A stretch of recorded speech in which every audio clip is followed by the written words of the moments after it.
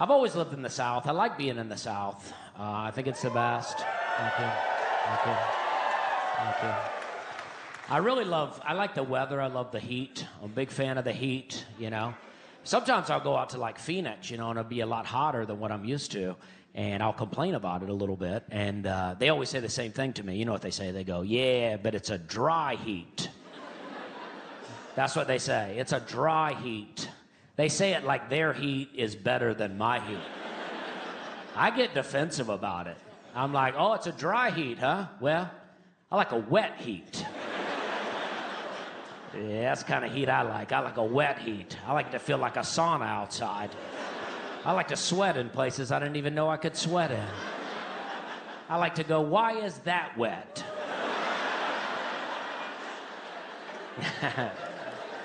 You know what I mean? I like a wet heat, you know? I like a heat with a lot of flying insects and mosquitoes and gnats. I like to stand out in the hot parking lot of a Shoney's doing like that.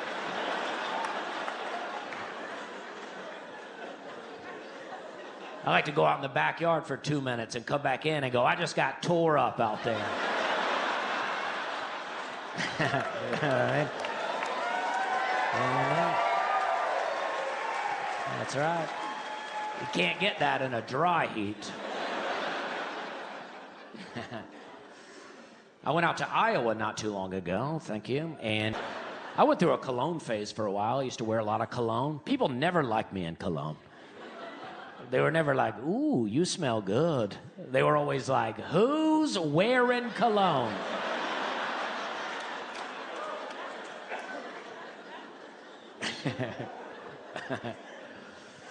I read a story one time about a country singer. They said he used to drink a lot of cologne, and he died. That's not funny, but it is funny the way I said it, though. They said he was a real bad alcoholic, and they were like, towards the end of his life, it got so bad, he started drinking cologne. And they said that like it was rock bottom. But I'm like, how's that rock bottom? Cologne's expensive, you know? Seems like a choice, you know? How would that even work in a social setting? Show up to a party, your buddy's like, oh, Bud Light? You're like, nah, I have a Drakkar Noir.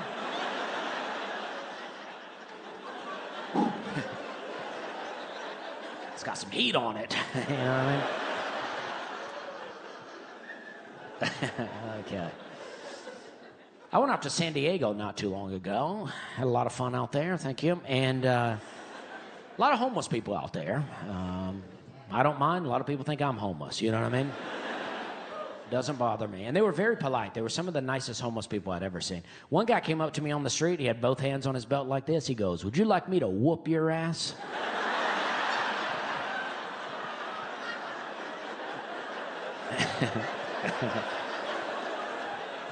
I thought it was polite that he asked.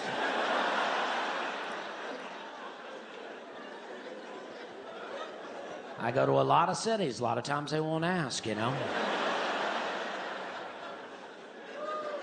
They'll just try to do it. But this guy asked, you know, and I appreciated it. I said no, of course. He got so mad when I said no. I guess he'd been out there all day asking that question. Like, dang, that's the last thing on my to-do list. And I can get back to the tent. You know what I mean? Okay. Okay. Okay.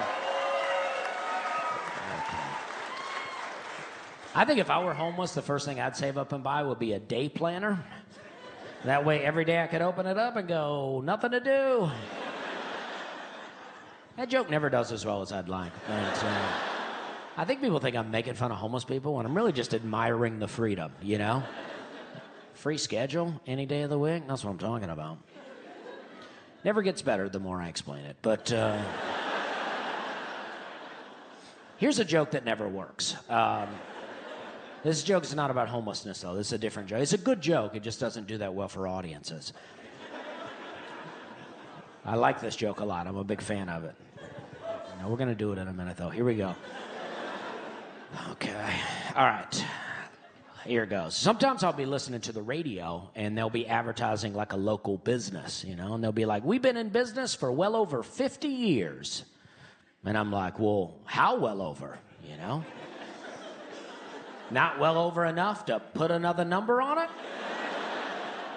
Not 51, 52? And if it's 51, is it even that well over 50? And that's it. That's the whole joke.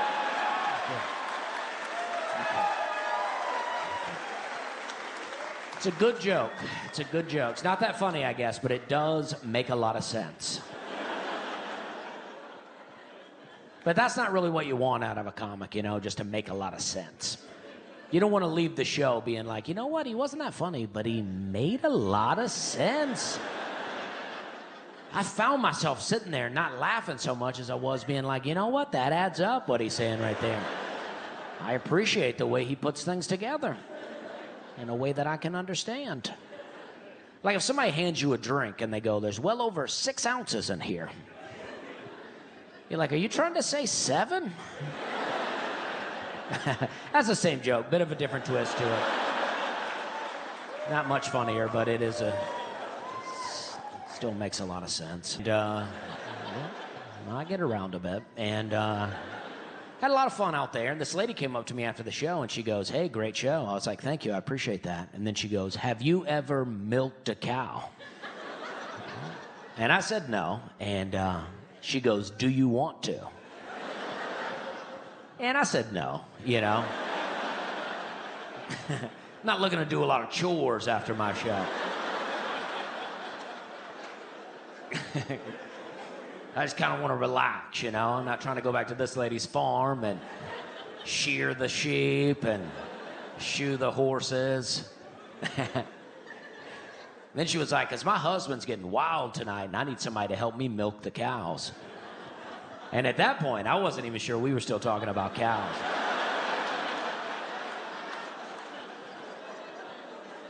I was like, but if that's a pickup line, I'm not into it.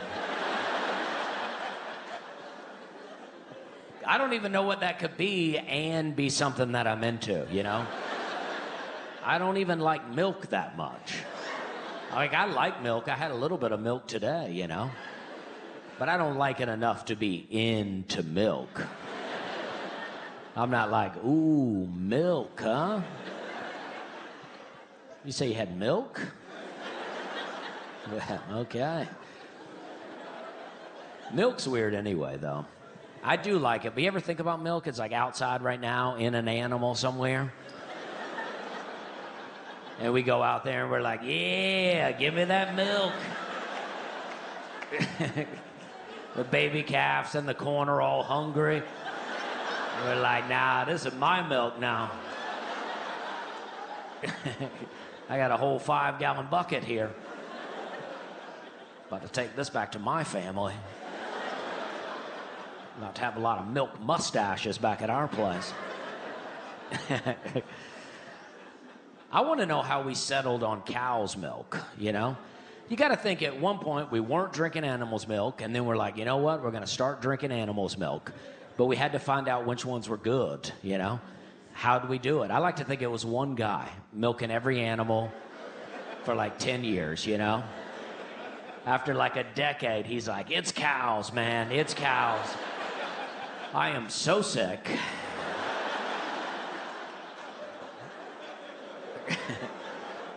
I drank a lot of weird milks over the years. He's like, the goats are okay, but mainly want to stick to the cows. We really want to stay away from that dog's milk. You know what I mean? You imagine milking a dog, you know? Just get enough to get a little coffee creamer out of it. Getting bit the whole time. You're like, get out of here. Get out of this. Trying to not drink a black coffee again.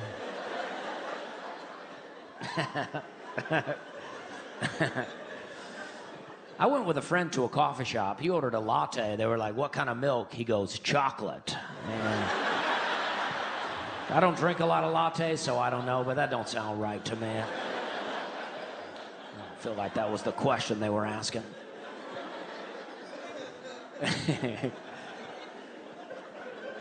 I also want to know how we decided to start drinking animals' milk. You think they just saw a baby calf drinking out of a cow one day and they were like, well, that looks pretty good. I think I'd like to try to get in on that, you know? Hope I can get it with my hand, though. You know what I mean? Okay, we're having a good time. Okay.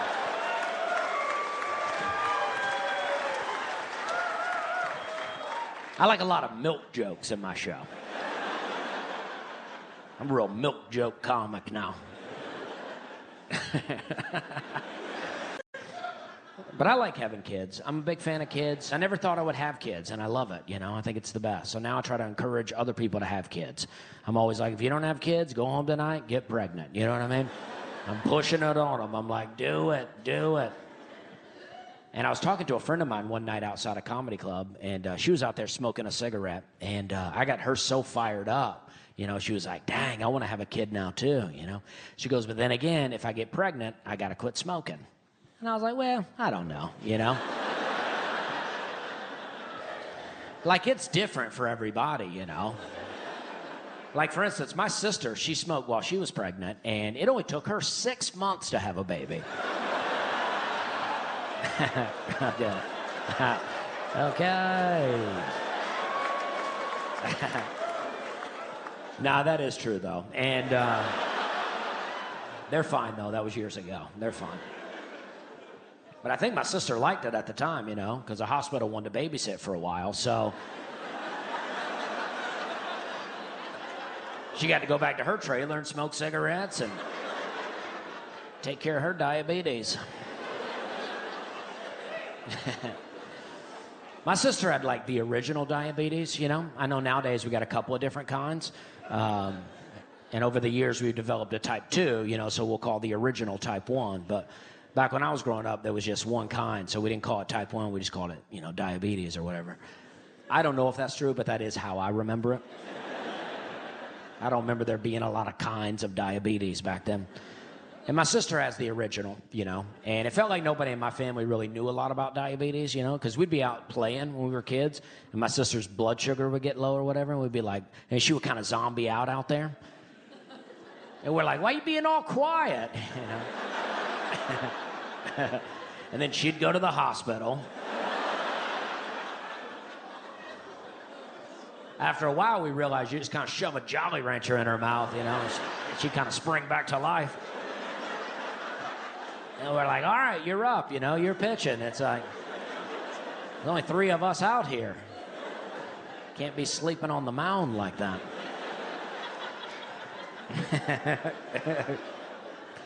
It's weird how with diabetes, like, candy could kill you, but also kind of bring you back to life, you know?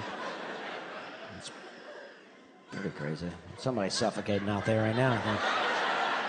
I don't know if you heard that, but there is someone in the audience really grasping for air. You might check on them. But someone is dying in the audience, so if you want to check that out. This is a person that needs a CPAP while they're awake.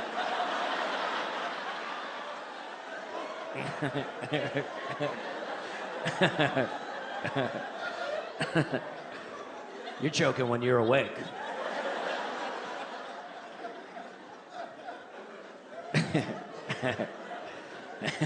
They go in to get a sleep test. They're like, we started this when you walked in.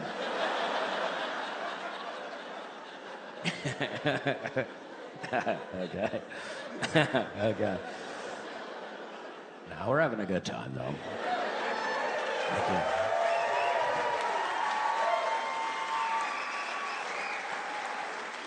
We want everybody to breathe, you know? It is good. My sister used to go to the hospital